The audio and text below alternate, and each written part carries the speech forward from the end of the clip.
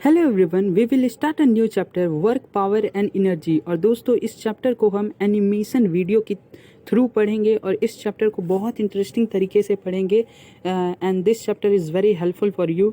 और ये दोस्तों क्लास 11 की फिजिक्स की एक बहुत ही इंपॉर्टेंट चैप्टर है और ये जेई और नीट दोनों में पूछे जाते हैं।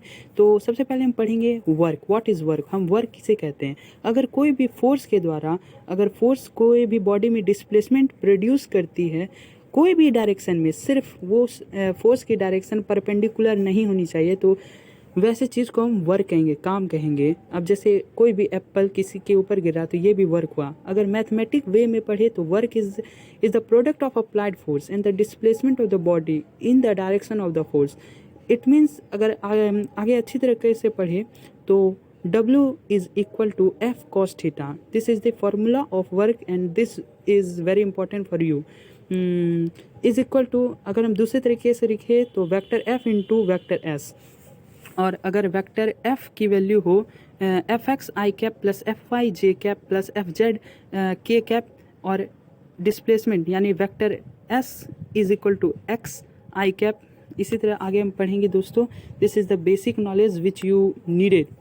W is equal to F cos theta and D, and W stand for work, F stand for force and D stand for displacement and work की SI यूनिट न्यूटन मीटर। तो इसी तरह बहुत सी इम्पोर्टेंट चीज़ें, अब जैसे ये इम्पोर्टेंट बहुत है कि वर्क की डायमेंशन क्या है, ml² t minus square. SI unit work की जूल और CGS यूनिट वर्क की क्या है, ERG।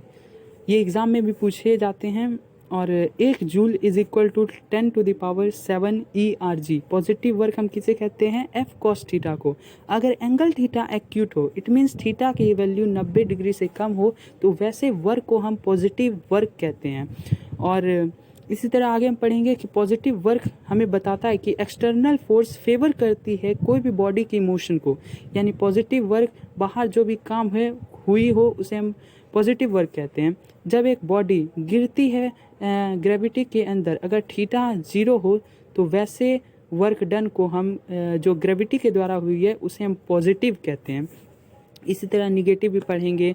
तो दोस्तों ये सब इम्पोर्टेंट है।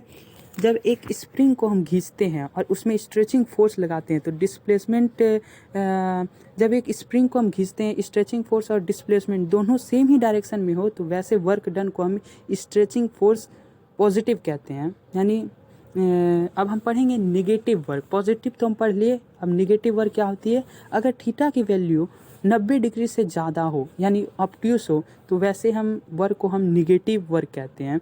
तो हमें निगेटिव वर्क पता कैसे चलेगी, अगर फोर्स की जो डायरेक्शन हो वो बॉडी के मोशन को अपोजिस करती हो, तो हम निगेटिव, तो वैसे फोर्स को निगेटिव वर्क कहते हैं। Work done by frictional force is negative when it opposes the motion. तो वही है, अगर work done by braking force on the car is negative.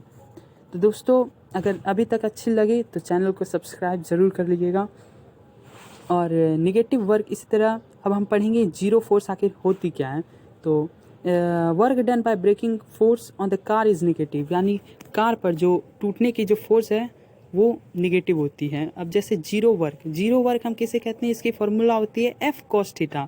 यानी यहाँ वर्क जो होती है वो बिल्कुल जीरो होती है, यानी फोर्स जीरो होती है, डिस्प्लेसमेंट भी जीरो होती है और थीटा 90 डिग्री होती है। तो वर्क डन यानी कोई भी कुली के द्वारा काम किया गया हो वो जीरो होती है। यानी इन सर्कुलर मोशन में यदि वर्क जो हुआ हो सेंट्रीपिटल फोर्स के द्वारा वो भी जीरो होती है। अगर थीटा की वैल्यू जीरो हो, मतलब एक फोर्स के पास मैक्सिमम पॉजिटिव वर्क हो, अगर थीटा की वैल्यू 180 डिग्री है, इट मीन्स उसके पास मैक्सिमम निगेटिव वर्क है। और इसी तरह पार्ट 2 में हम पढ़ेंगे work done by variable force and work done by several forces. तो दोस्तों ये क्लास 11 की वर्क पावर एंड एनर्जी की एक सीरीज़ है जो कि आप पूरी देखिएगा तो ये चैप्टर में आप मास्टर माइंड हो जाइएगा। तो दोस्तों पार्ट 2 देखना मत भूलिएगा। Thank you for watching my video and this video is definitely for helping you for preparation of JEE और नीट। Thank you.